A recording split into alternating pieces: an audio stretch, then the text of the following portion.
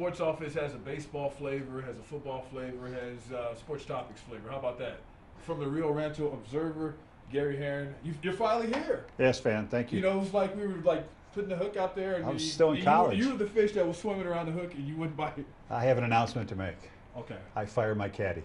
I just thought of that waiting for you. I thought you might get a kick out of that.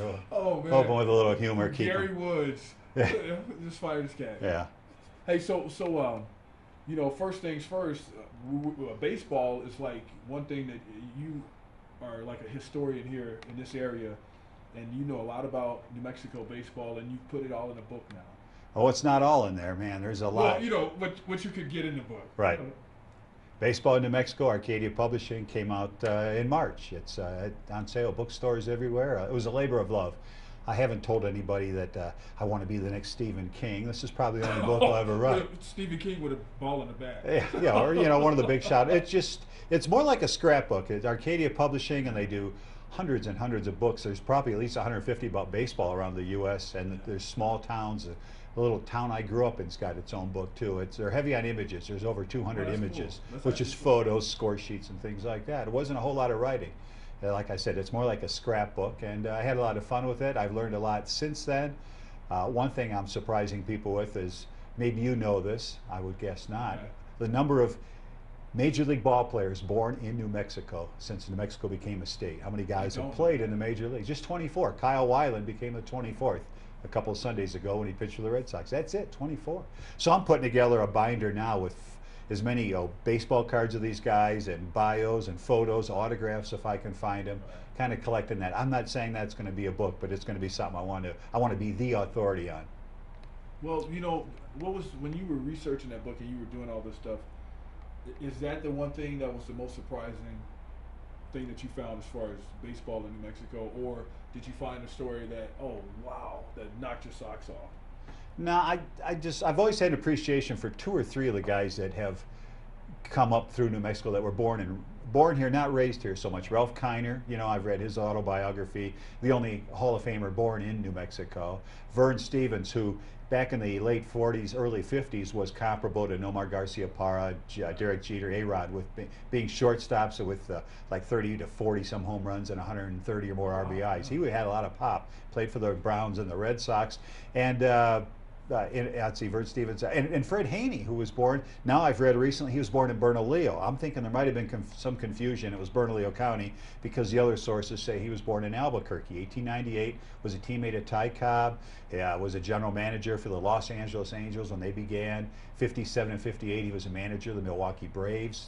Got to 2 World Series, but here from Albuquerque. And then, like I said, the latest, Kyle Weiland. I had talked to Jordan Pacheco when the Colorado Springs Sky Sox were in town, and of course he thought there were 40 or 50 guys from New Mexico. I said, well, you know, you could be the 24th.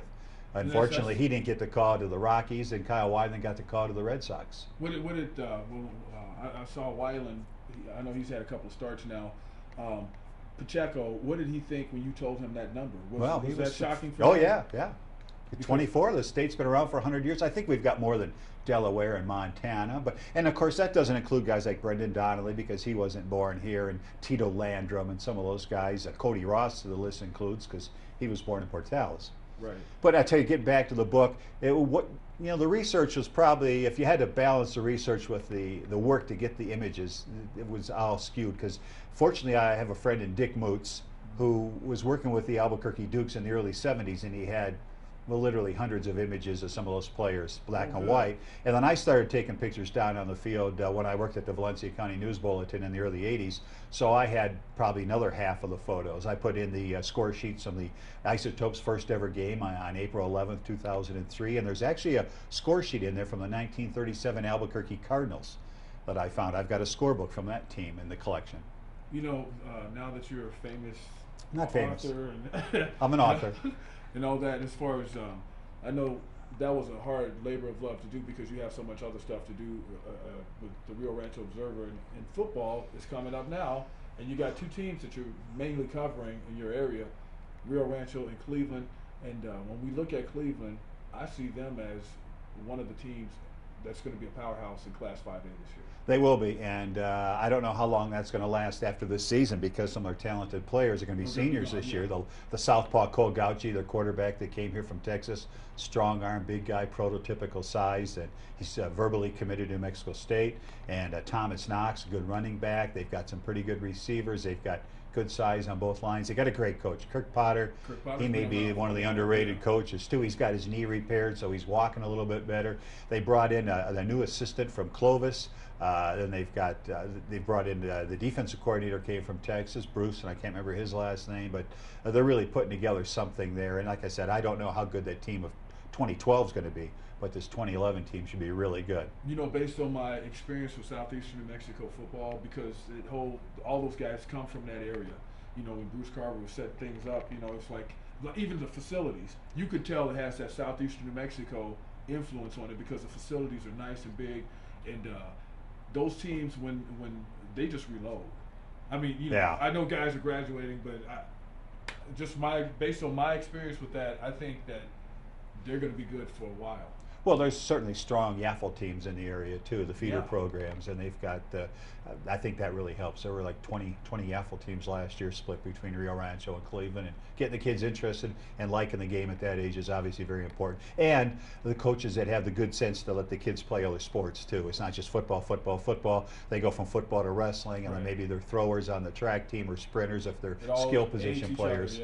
Yeah. And plus, to me, I think that's good because you've got to keep those grades up the whole year. You can't slack off in the winter if you only play football. You've got to maintain that academic thing too, and I think that helps the athletes. I think it teaches the kids something also about being an adult and even a working environment when you have a regular job, how to learn how to grind. Yeah. Because I think society is losing a little bit of that when you see all these video games and stuff like that, and you got kids coming up now and they don't want to pay the dues for whatever job they want. They want to go straight to the top.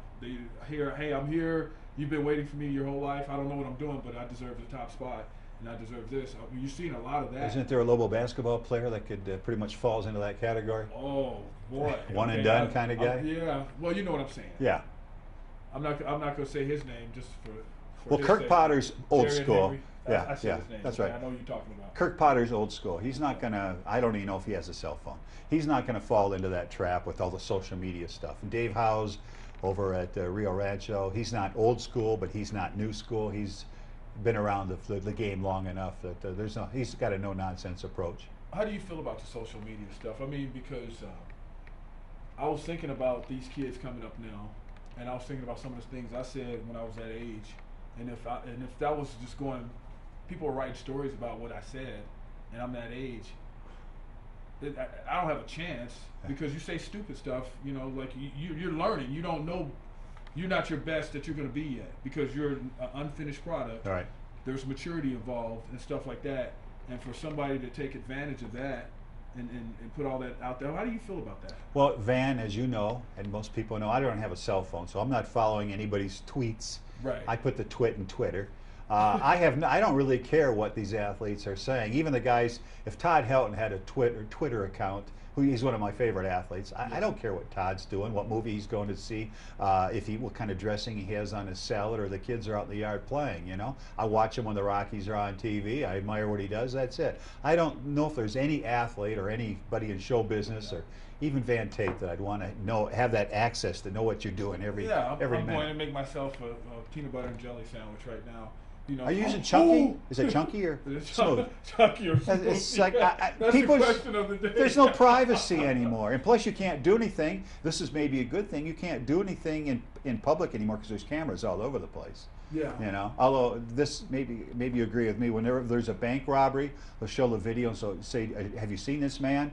They can get a shot of your swamp cooler from a satellite 138 miles above the earth. That's crystal clear, and 10 feet away, this guy looks like Fred Flintstone. No, I haven't seen him. I can't help you there. It's like they had the powder dye blew up on the camera. Yeah, have better technology on those bank cameras. I think it's a challenge for our business with social media changing the way things are done. I think we have to police ourselves too. I think we have to know when to have integrity, what to bite on and what not to bite on. You agree with that? Oh, heck yeah, heck yeah. Matter of fact, I've only recently got gotten myself a Facebook account because I've been shown how in the media we can sometimes learn things about some of the players, so to speak, the Right. athletes and their friends and things like that. But I'm not active on it at all. I mean, I added Blake Swihart today. Go figure, you know. Oh, okay. But I could do without it. Blake's a good guy. I can do without. I think a lot of people could do without cell phones. I think they just feel that that's the trend now. Of course, then again, you go back to 96, 97 when computers were just starting to get big. I said they're going to be like CB radios. They're going to be 2 or 3 years, and nobody's going to be telling you Smokies up ahead. Nobody's going to be using CB radios. No. Computers outlasted that thought. But yeah, and cell phones, man. I gotta have my cell phone. yeah, you got it. I'm not that important. No. I'm just saying. Like there's so many things you can do with it that they've made it fun. You know, all the apps and different things like that. But the one thing I was asking you about the social media thing, I think that now in the future we're going to have to figure out how we're going to cover these things. Like, do we go and print a kid's information out? You know, like he's not a paid athlete. He's a kid, and he's immature, and he might be irresponsible. When do we treat him as like he's an adult? I mean, do we do that? I mean, is that something that you should do, or do you have to draw the line somewhere and say, look, I don't want to be a part of that. Yeah, I think that's where you draw the line. As long as they're not breaking the law, yeah, or doing something morally, unethically, proper, you should be talking about their exploits on the field, how they're performing. See, that's what I was That's what the story is. Yeah. We're doing sports.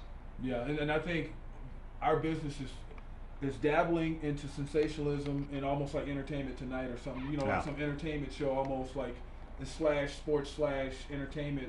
It's not what it's supposed to.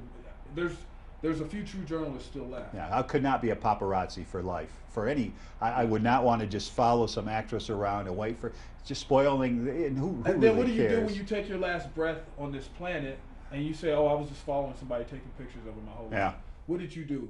What are you going to be held accountable for? What did you do? What was your contribution to society? Right. Oh, I just went around and poked my nose into people's business, and I can't see it for myself. No, I tell you, going back to the athletes and stuff, I have caught some flack in the past for sometimes you're writing about a kid that makes an error and costs a game, drops a pass that could have won the game. Well, that's why I say if they don't mind getting their names to paper when they hit the game-winning home run, they got to worry about. No, that's part of the story. That's part of it, exactly. Yeah, that's part of the story. Now, I know there are some hurt feelings, and we've had situations like that before where we said, maybe somebody got touched up, pitching from the hill or whatever, and the parent called and, oh, you didn't have to say that they were embarrassed. They were embarrassed, but that's part of the story. Yeah.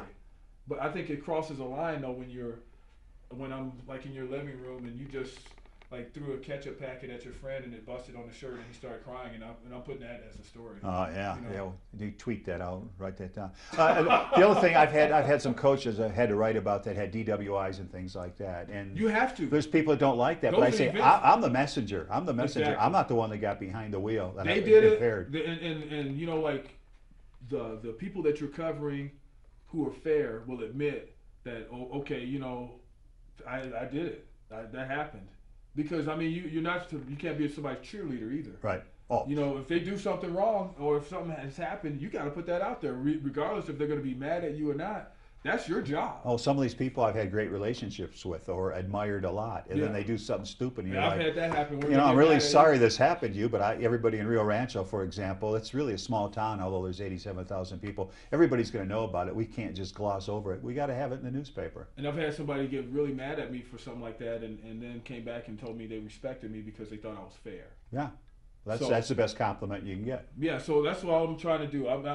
We just do our jobs, but this is going to be a challenge, man. This whole social media and all these different things. It's going to be interesting to see how our business morphs in the next few years because it's definitely changing things. And I don't know if I would be considered like an old school guy and not new thinking because I don't want to get into the entertainment / sports. Like merging everything together. I don't know if that's going to be the wave of the future or not, but I can do me and how I was raised, and that's what I'm going to do. Well, plus your segment keeps getting shortened as they lengthen the weather segment, so there's less time to talk about social Mark's media. Got another cloud to talk about. Who's tweeting what? Yeah. All right. Well, Gary Herron, thank you so much for coming on. Thanks for taking that hook, man. Thanks for plugging the book. Marks in your lips, thanks for plugging the book, and my apologies to my caddy.